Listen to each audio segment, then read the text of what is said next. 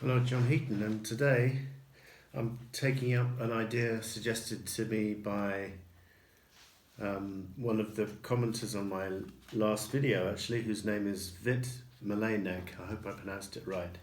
Thank you, Vit.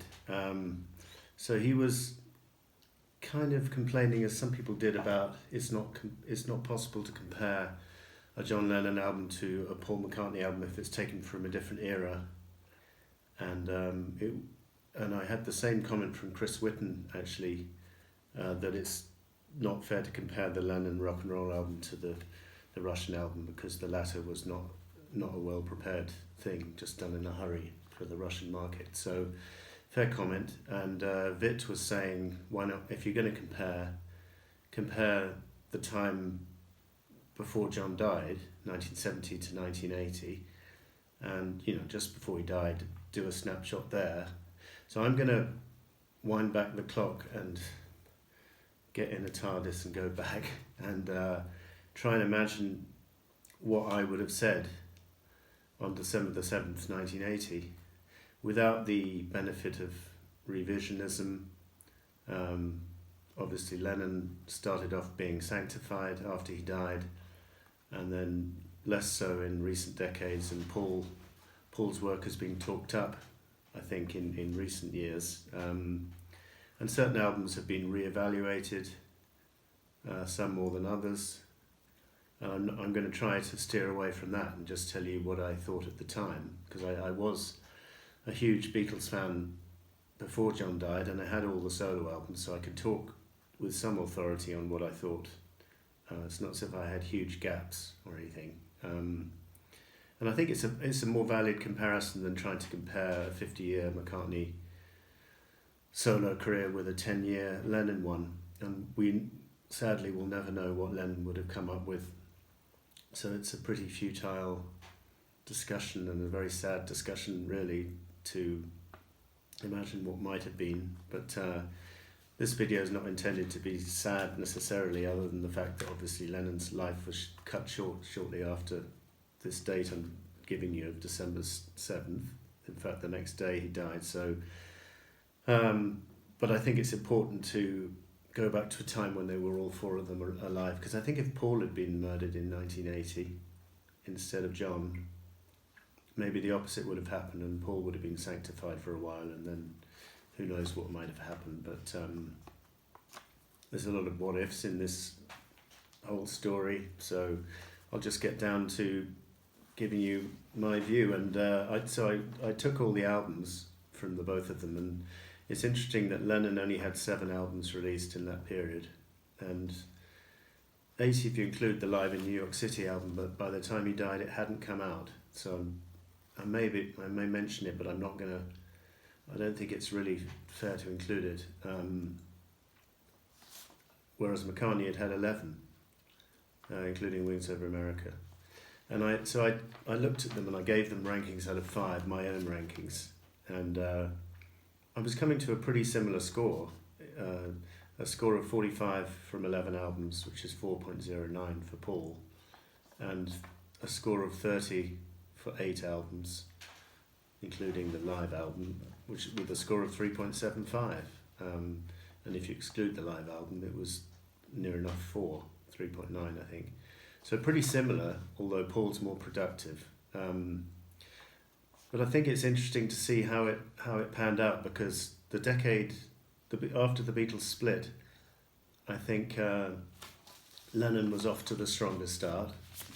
And I said 1970 to 1980, but I think it's worth mentioning the couple of singles he had in '69, Good Piece of Chance and Cold Turkey, the latter of which in particular is sensational, and Good Piece of Chance is a bit of a peace anthem as well, but I think Cold Turkey is the better song, although Good Piece of Chance may be more important historically, who knows. I think it's a great single, and Instant Karma came out in the beginning of 1970 as a brilliant standalone single. Paul had at this stage not released any solo stuff, and he would come out with the McCartney album in April 1980, which was a homespun affair, and at the time people were a bit underwhelmed. I think nowadays people view it a bit more favourably and say it's a kind of ahead of its time as a kind of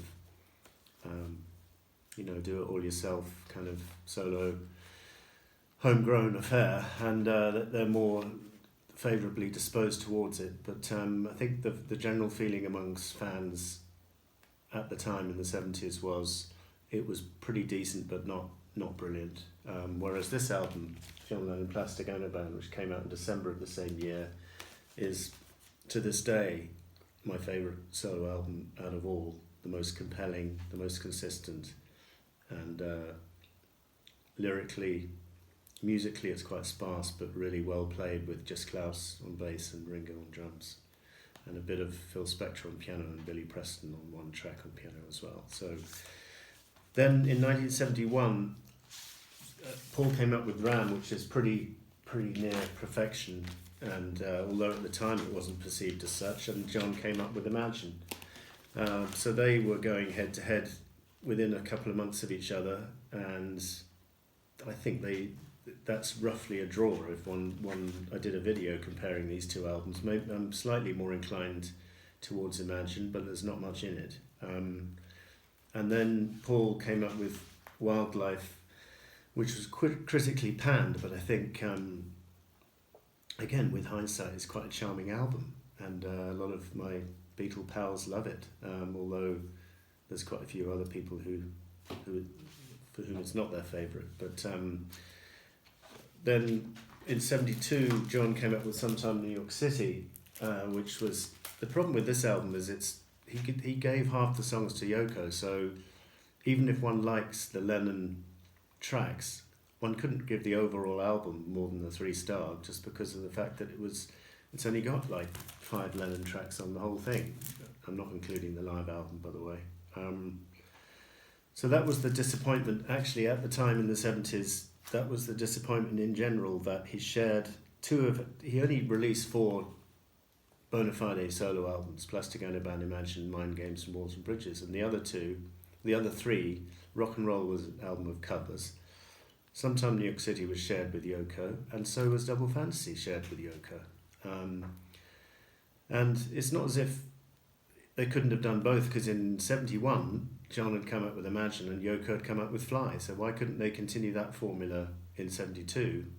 Because Yoko came up with her own double album, Approximately Infinite Universe, in January 73, and there was nothing from John. And then when Mind Games came out, again, she was out with another album called Feeling the Space. So Yoko was more prolific even though in those early 70s, which is interesting, because one thinks of Lennon being less prolific, obviously, in the late 70s, but even in the early 70s, his wife was writing a lot more material, albeit not as good, for sure. But by the time Lennon was reaching Mind Games, he was almost treading water, although I love that album. It's got a couple of tracks which are nothing special at all, but it's, on the other hand, got some absolute bona fide classics. So Sometime New York City, even the John tracks are not amongst his best in general, with New York City being the exception.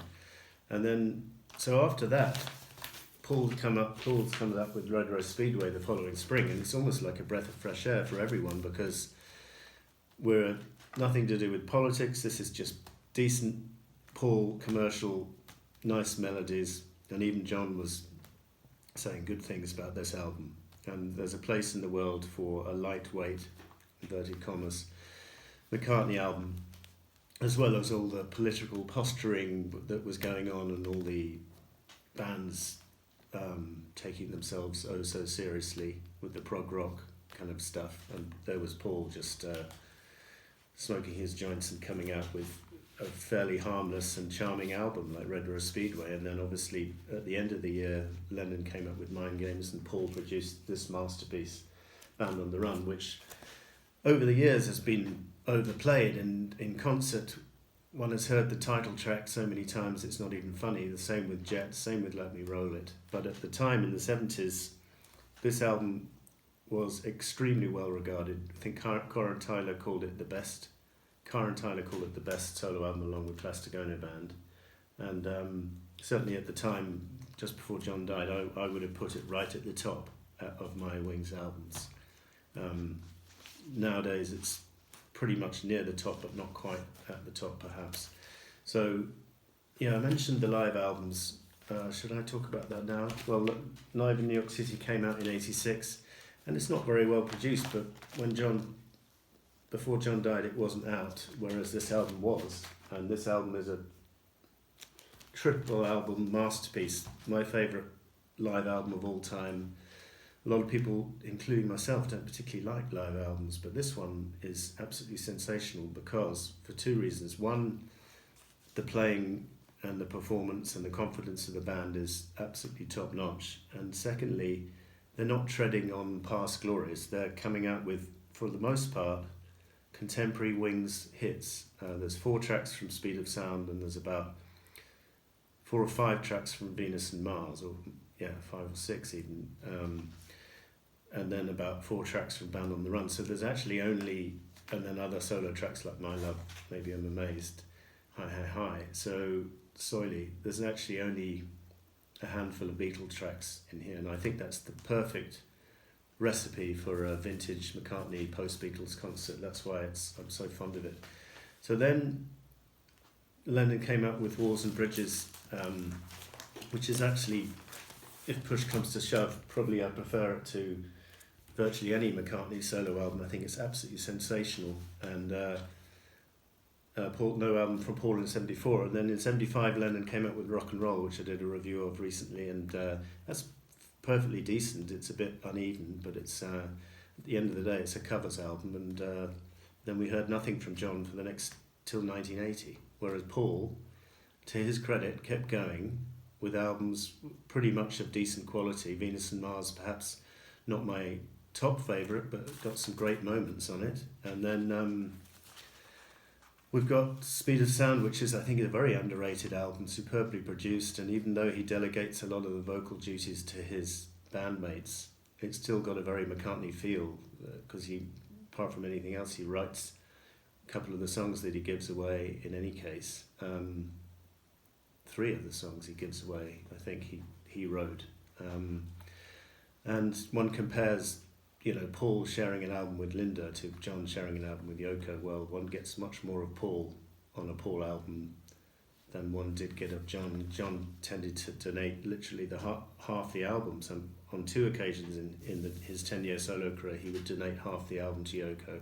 And at the time, one was frustrated by this, and none greater so than when Double Fantasy was released, because after 5 years of nothing, we had 7 tracks of John and 7 of Yoko.